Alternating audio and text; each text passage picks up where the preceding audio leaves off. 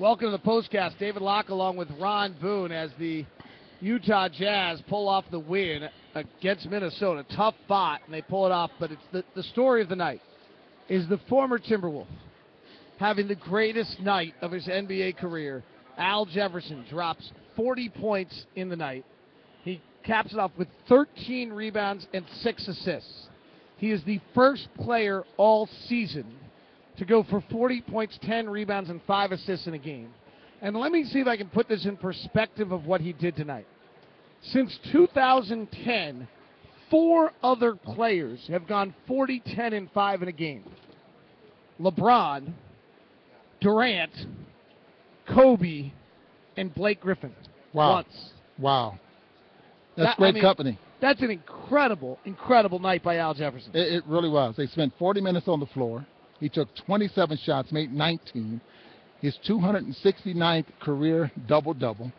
He had 6 assists. That ties his career high. I mean, what else you want from him? You know, he had an unbelievable night, and they needed him to have that kind of a night. And what's interesting to me is the last time he was this good was against Dallas last year at home in the overtime game when he had 28 and 26. He's got deficiencies, but he's the one guy in this team who can dictate a matchup. He got a good one with Pekovic out tonight. He dictated it all night, and he has shown the ability in the last 2 years to pick this team up and carry them like a star does. Yeah, because he can get his shot off. I mean, you give him the basketball on the low block. Now, even though he doesn't set up often down on the block, he goes to that mid-post range, but he still can get those shots off when he wants to, and he gets them off cleanly, whether it's a jump shot, whether it's that little jump hook that he shoots there going to his right into the middle of the floor. He had a couple up and unders tonight where he faked to the baseline, I mean, to the middle of the floor, goes back baseline. He did just about everything, but the fact of the matter is he can get that shot off when he wants to, and a lot easier than anyone else on the basketball team. That winning bucket that he made, and I call it a winning bucket, when they had the steal and he had to somehow collect it, and at 6'10", 280 pounds, had enough body control to somehow get that thing up with one hand. And that jump hook was from at least 10 feet away from the basket, and it was just as soft as it was if it was 5 feet away. Well, the incredible thing is how gassed he had to be. You could see it. Ty, I thought, did a really nice job with some timeouts to be able to give him extra breaks and give him extra moments. I mean, he had very little left. Yeah, the last time Minnesota beat the Jazz here, Al Jefferson was playing for Minnesota, 23 points, and he took it to him tonight. It's pretty awesome. You know, you look at this season, Ron, and we've obviously hopefully got a lot left still, but you look back at the key moments of this season, and when you look at the key moments of this season, I go back to the third quarter in Washington. We're about to lose to Washington. I don't think it won a game yet. And Al Jefferson comes and scores 17 points in that quarter, I think it was, to kind of take over the ball game.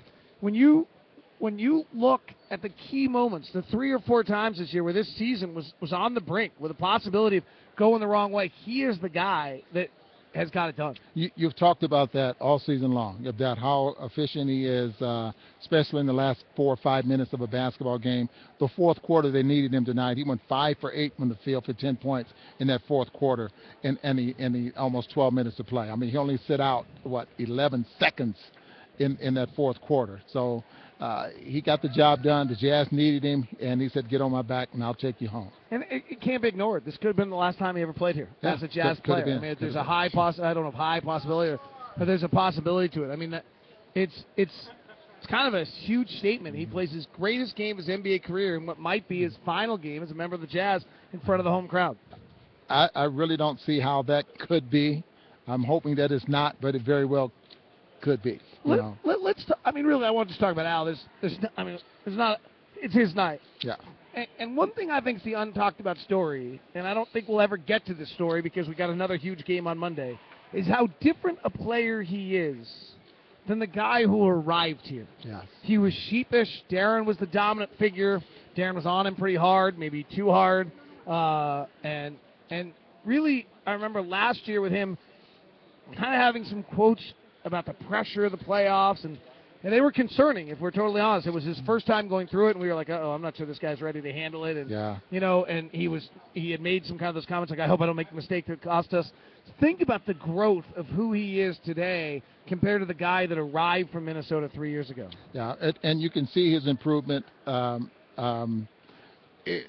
And I know we talk about Cantor and where the improvement is very noticeable. Al had a game before he got here, and when you can see the improvement that he's made from that point on, meaning he's grown up as a player more so than his talent, or his talent is caught up with his ability. I mean, or his ability to play the game, or mentally, but.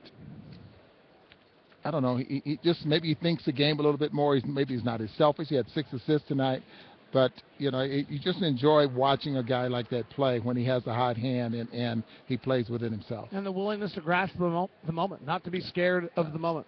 Some other storylines.